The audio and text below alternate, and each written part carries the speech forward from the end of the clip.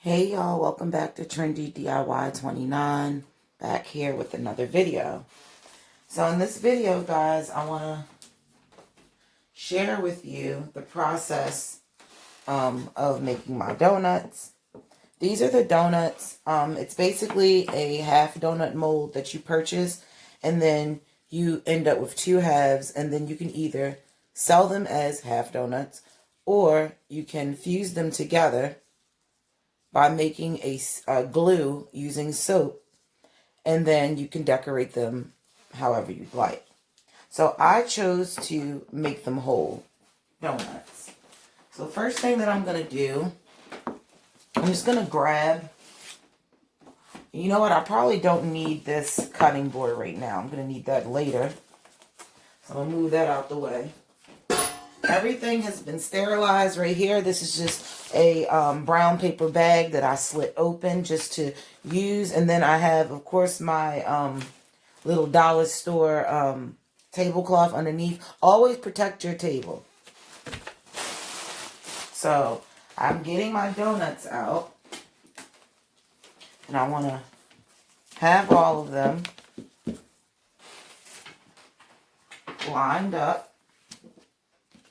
Because basically what we're going to do is that we're going to form all these half donuts into whole ones. So you guys can see there's like a look. I had to do two separate batches. So these ones were done about a week or two ago, and these ones were done yesterday. So that's why if you notice when your soap sits, it will tend to shrink a little bit. If you guys can see, it's a slight size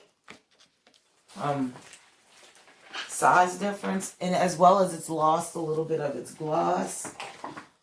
The one thing that I really don't worry about measuring really is like the mica powders, because mica powder is so forgiving and it's so light that I kind of like eyeball it and I just look for the right shade.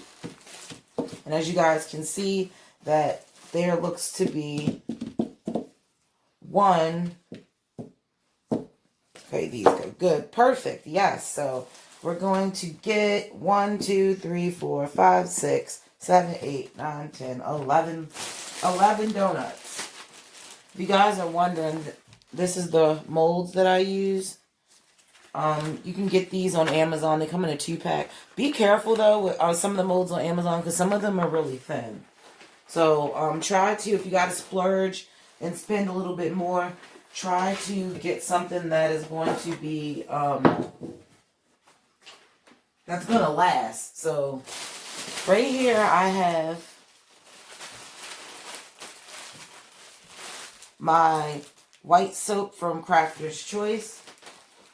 This is, I believe this is a 10-pound block, I want to say. Let me see. Yeah, it was a 10-pound block. And in this bucket, this was something that I tried, Simply Serenity. It's something you can find at like your local Michael's. This is my clear soap. When it comes to clear soap, I've used multiple different brands, so don't feel like you have to, if you use something else, that it won't come out right. Try to find your favorite brand, but... So I'm just going to take, because these were made with clear Milton Pour. So I'm just going to take just a slither off of this. That's all I took. And you want to make sure that you dice this up accordingly. So let me put this back. I just needed a piece because, like I said, my donuts were made with clear Milton Pour. I usually use, in my line, I only use clear Milton Pour, and then I use goat's milk. I would like to add another type of soap, but I just haven't gotten around to it. As soon as I move this, look, I need it again. So what I'm going to do, guys, is I'm just going to take this and just cube this up. And this is going to work as our glue to stick our donuts. Now, if you want to add fragrance, you can. I mean, essential oils, because I don't use fragrance. You can. But I feel like it's a waste because essential oils are very strong. Especially cinnamon and clove. Super strong. So, I'm just going to dice these up. The smaller the pieces, the more even that it will melt. I prefer, when I'm working in large batches of soap, like when I make these, I prefer to use the double boiler method because it tends to melt the soap a little bit slower so that you don't end up with like chunks that didn't melt all the way. And I've noticed if you try to melt, like say for instance, a whole container, let me move this up a tiny bit. If you try to melt like a whole container, like this size of soap, 9 times out of 10 you're still going to have chunks floating in it, and then you might overheat your containers, and you don't want to scorch your soap because you want to try to heat your soap up. Guys, I'm just going to pop this in the microwave for 30 seconds. 30-second intervals only. If you do anything longer than 30-second intervals, then you risk burning your soap. And if you burn your soap, you just destroyed your soap. You have to toss it out and start over again. So, you don't want to do that.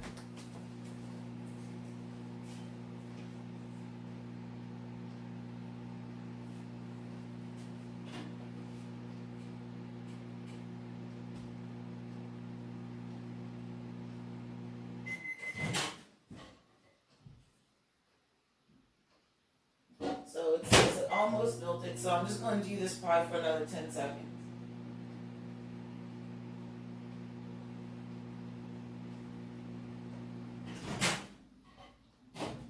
Guys, I did not feel like dragging my microwave out here, so every time I'm gonna have to melt soap, I'm gonna have to walk away. But I believe that I talk loud enough so you guys can hear me. And basically what I'm gonna do, you see I have my liquefied soap. If you want, you can add your brown coloring. I'm not going to because it's clear, so it's really not that big of a deal. And I'm just gonna go through and just drizzle clear soap on it. And then just stick them together, like so. Give it a nice firm hold. And I'm just going to go through and do it all. Now, one thing you can do is wait if you want for it to get a little bit tacky.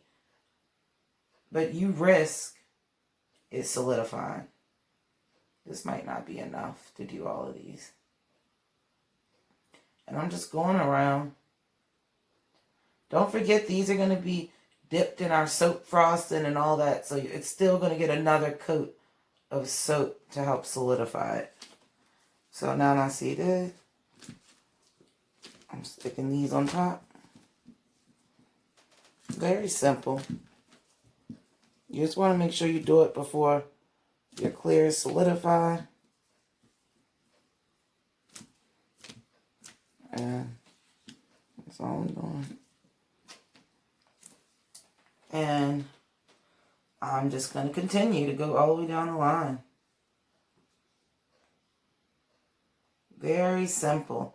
And these soaps are so strong, guys. I took a shower with one. Whenever I make products, I always try to make a little bit extra, or like whatever's left on the spoon or left in the bowl, I will actually scrape all of that up, and then I will use that. Always test your products and get other people to test them that have a different type of skin than yours.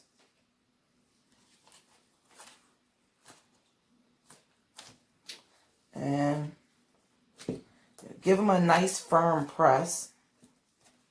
Make sure your sides are lined up well.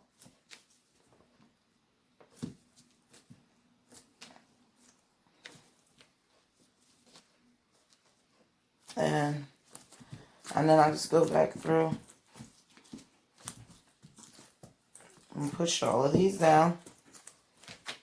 And you can go back through and you can just like squeeze them to make sure that they're stuck together. My thing is that some people might break them apart and use them. That's the beautiful thing. That's also a good talking point too when you're making stuff like this. Because you can tell people,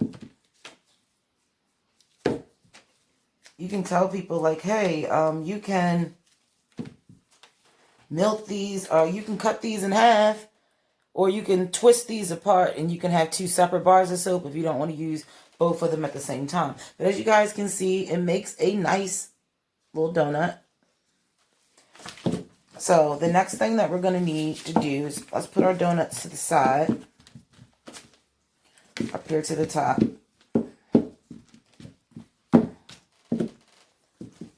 Next thing I'm going to do, you guys can see I still have some clear. I'm going to use this. This might come in handy. This is going to be our glue.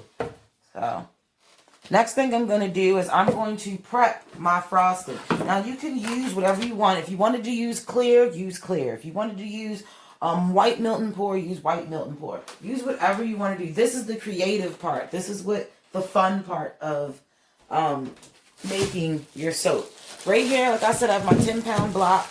You can also buy your soap. You can also buy your soap in like flakes.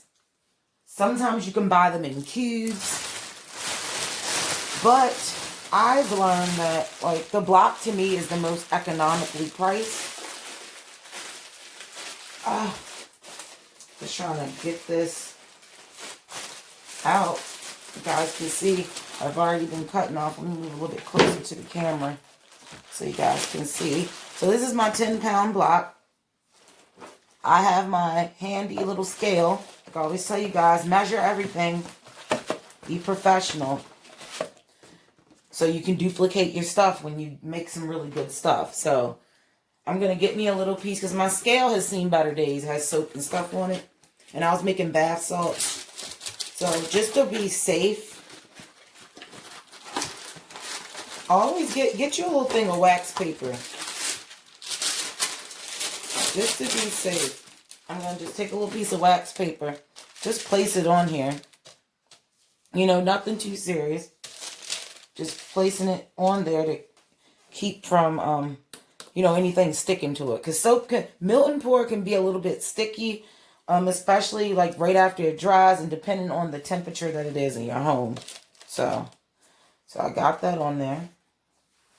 And I'm going to eyeball about how much do I think that I'm going to need. So to me,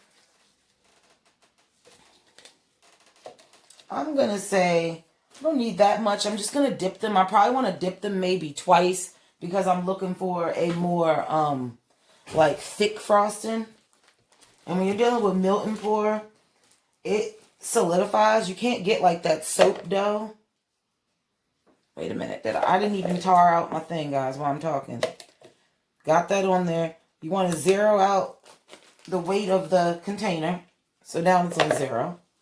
And then all I'm going to do is, I just like to go through. I don't really have a precise way that I cut my block. It's just like whatever is the easiest for me. Right now I'm cutting a wedge. And all you want to do, guys, is just use some pieces of soap off. And I'm just sitting here. Whoop.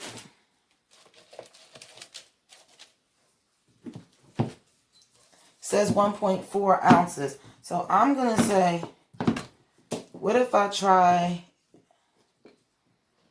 maybe 8 ounces? I want white frosting. You can do any color that you want. I thought about doing colored frosting, but all I think I'm doing, guys, is just cutting it into little cubes so that it melts easier. That's all. Goat's milk is one of the softer soaps. You can get white melt and pour. That is more hard than goat's milk. But I like goat's milk because of the properties. It really gets your skin soft, and it really feels luxurious on the skin. Like even cutting this, it just feels so like soft. I like it.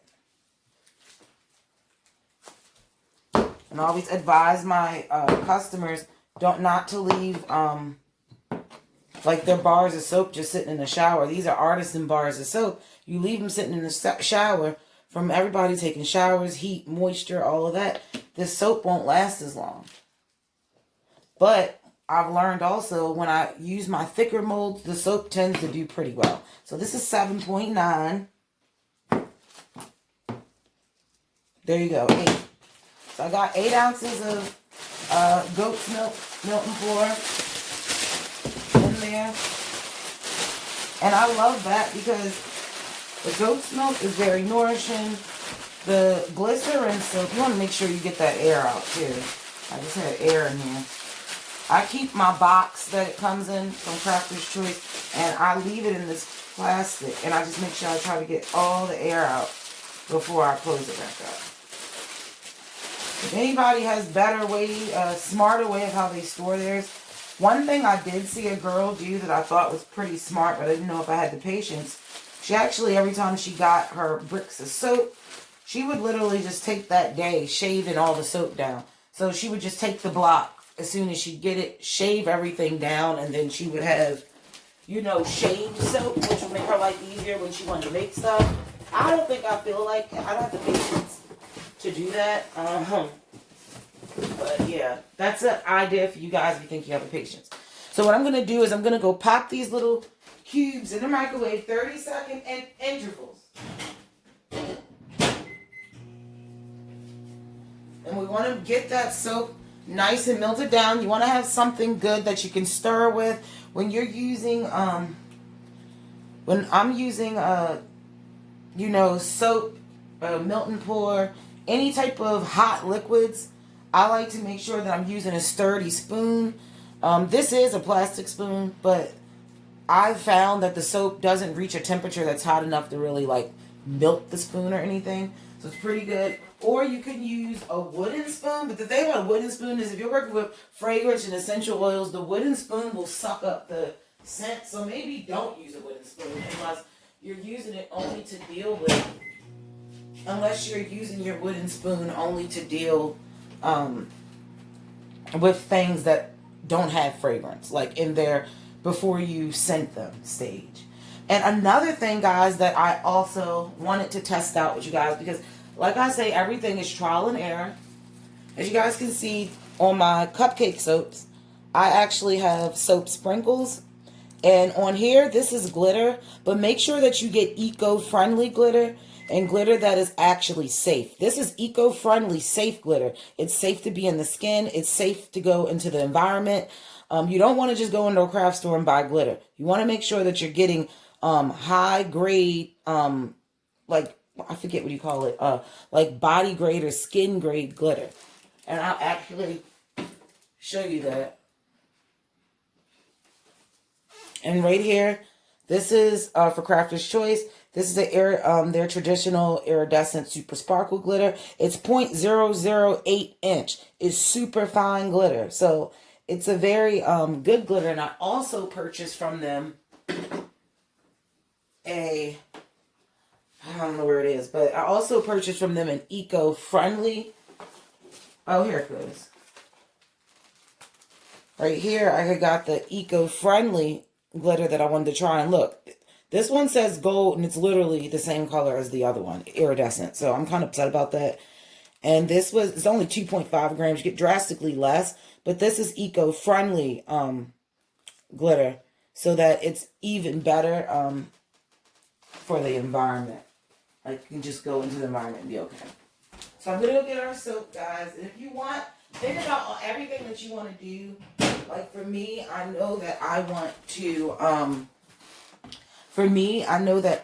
my cupcakes to look relatively, let me get my little book, realistic. I'm going for realism here. Now, you can go for whimsicalness if you want it to be whimsical.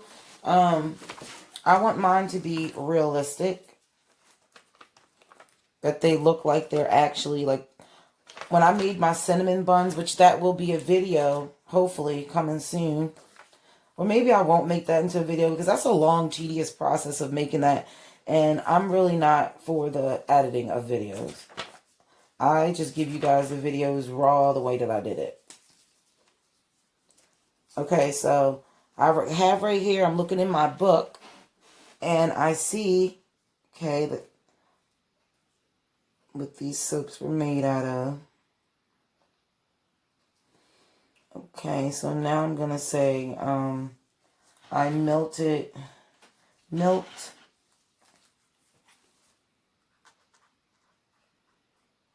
8 ounces of white milk and pour for frosting. And there's this really fun little thing, guys, that I want to try with you guys as a test and error on different ways. I want to try different ways to make sprinkles. And I had a really great idea that I came across online, and it was actually using different types of salt. So we're going to see, guys. This is going to be fun. So right now I have my white milk and pour. As you guys can see, it's very liquidy. I'm going to let that cool a little bit. You don't want it to solidify. Because remember, milk and pour, it kind of doesn't have really that in-between stage that you can get with, I want to say, like, people get with, like, cold processed soap, and they can make doughs and it'll be like Play-Doh. You can't really get that with this. This is usually either going to be liquid, or it's going to be solidified, or it's just going to be gummy and goopy and a mess. So, this is what I have. Now, if you want, you can scent this, which I probably will literally put a drop. I don't need a lot of scent. And then you want to be careful because you're using something. So I have my cinnamon leaf essential oil. This is cinnamon and clove, but I'm not going to use both of them in the frosting. I'm just going to use the cinnamon. And what I'm going to do, just had one. You guys want to make sure you have like little pipettes, which I just had. Okay. But I get these off of Brambleberry, but you can get them online. I got a lot of this stuff, like a lot of my essential oils I got from Brambleberry. Anne Marie, I really trust her stuff, and her knowledge is amazing. So I'm just going to go in here, and I'm probably just going to take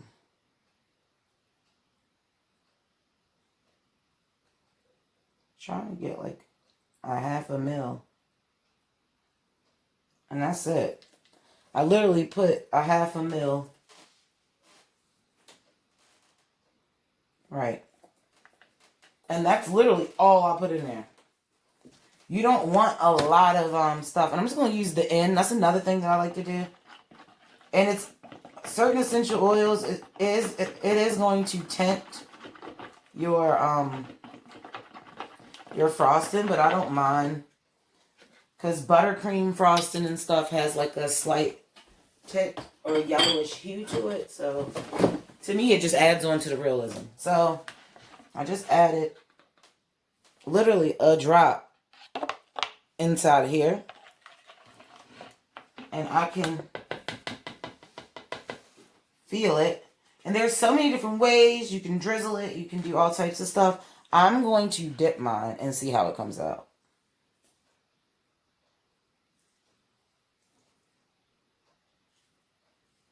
Guys, and that's one. And you want to make sure you stick something through the hole. And look, they look like glazed donuts. And then stick something through the hole because they start to, the soap will clog up the hole.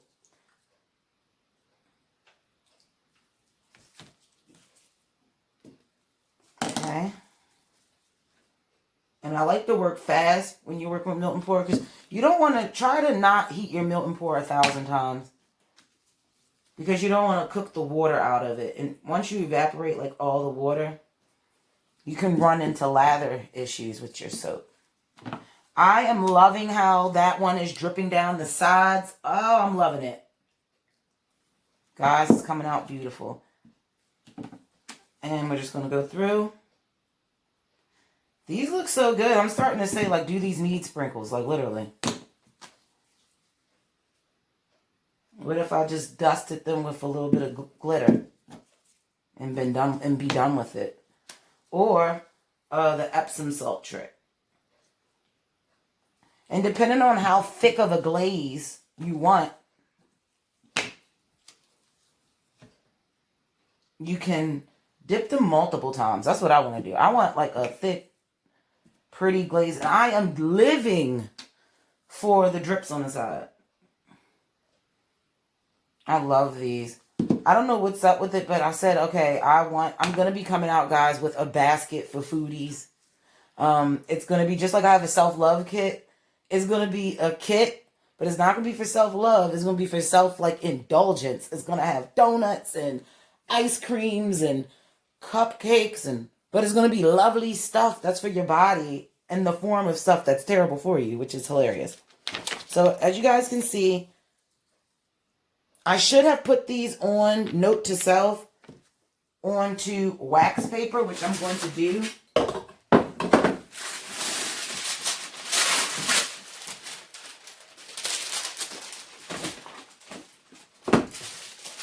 Okay. So I have my little, I gotta move my little station down, guys, because this was not smart for me to sit this on here, because it could stick to the paper. So just take these off.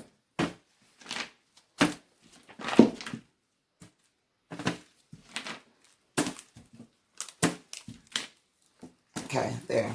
Always sit your stuff on wax paper. Why am I making beginner mistakes? So I want to move it back to make sure you guys can see. So there goes all my little glazed donuts. And I'm just going to go back through and re-dip them. Now, you might end up with some of this, but that's perfectly fine. If you ever open the donut box, sometimes it has that. Or you could just come through with your fingers and just remove it. It's not that big of a deal. And I am just going to dip again.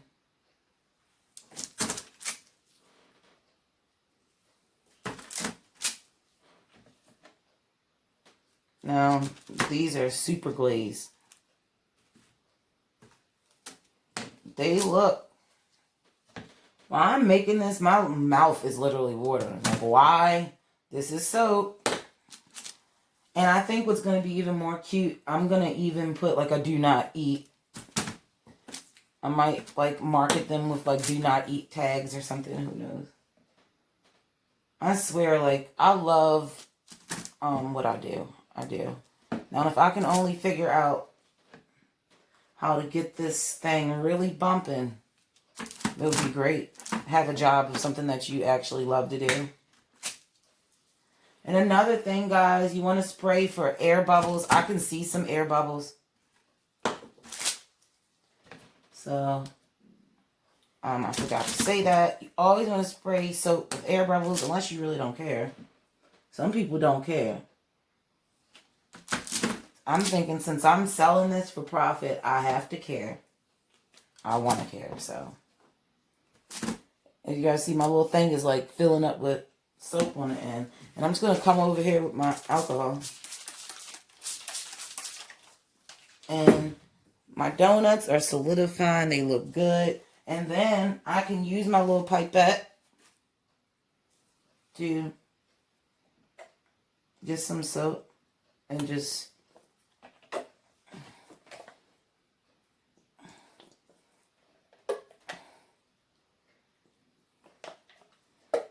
You can try to drizzle it.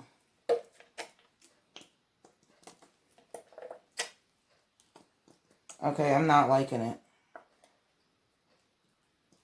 This is a technique I saw from Anne Marie, but she did say it can be a little bit more complicated.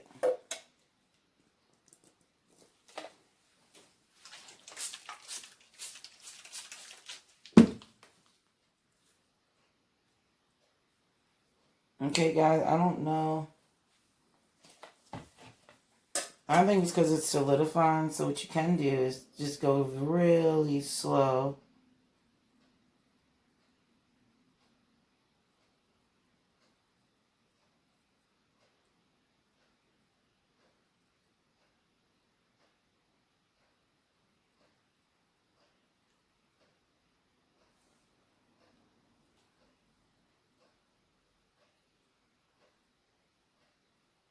And guys, see, I'm going for that stripeness that you can get on some glazed donuts. I'm not really getting it, but you do waste a lot of soap this way. But what I like to do is when I make products like this, and I know I'll be making them again, I like to actually scrape this up and reuse it. Like put it in a sandwich bag. And then when I make this again, I can add this to the new batch. And you guys can see I just keep going.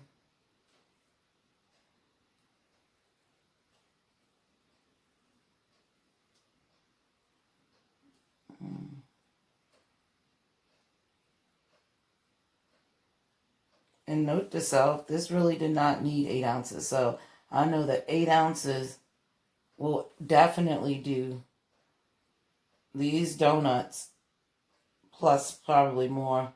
I probably could do double the amount. And I'm just building up texture. That's all I'm doing, guys. And then you can come back the other way if you want to.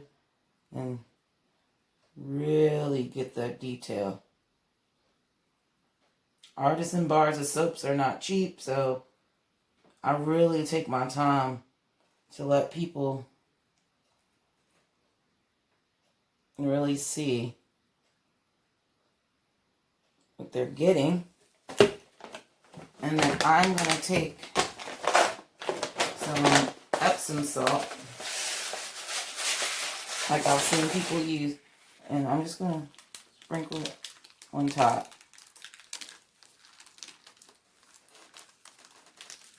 You want to try to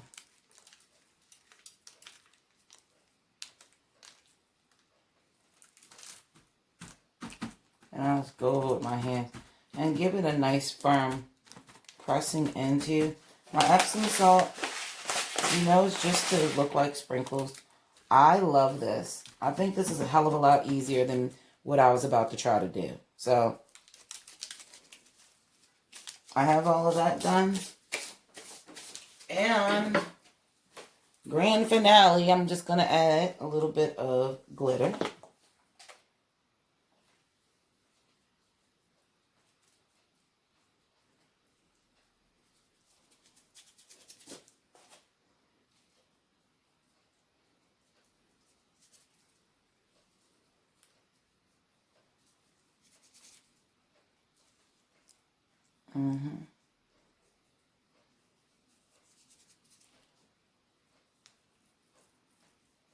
And I love the glitter as defined. Do not use glitter, guys, how you see me doing it, because I'm wasting a lot by using my fingertips. You really should be try to find a shaker and use a glitter shaker. And then I just like to spray it with alcohol to help seal that glitter in.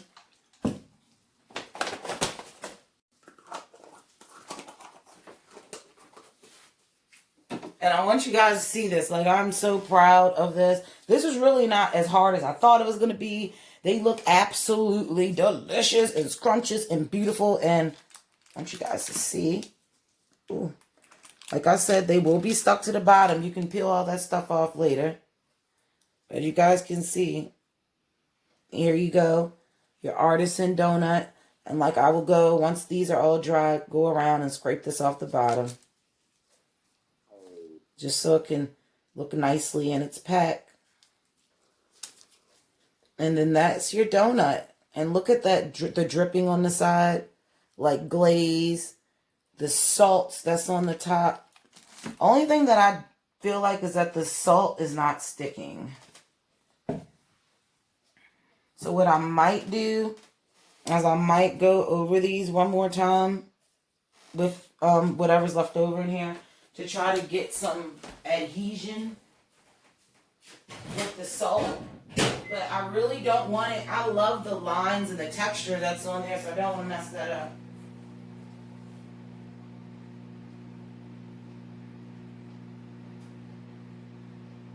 So if you guys are interested in purchasing any of this, just check out Creative Journey website.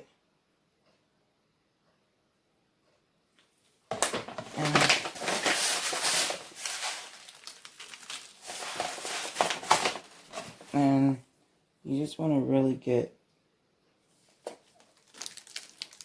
This will dissolve too, so you want to make sure. Usually when you first make something, you will waste.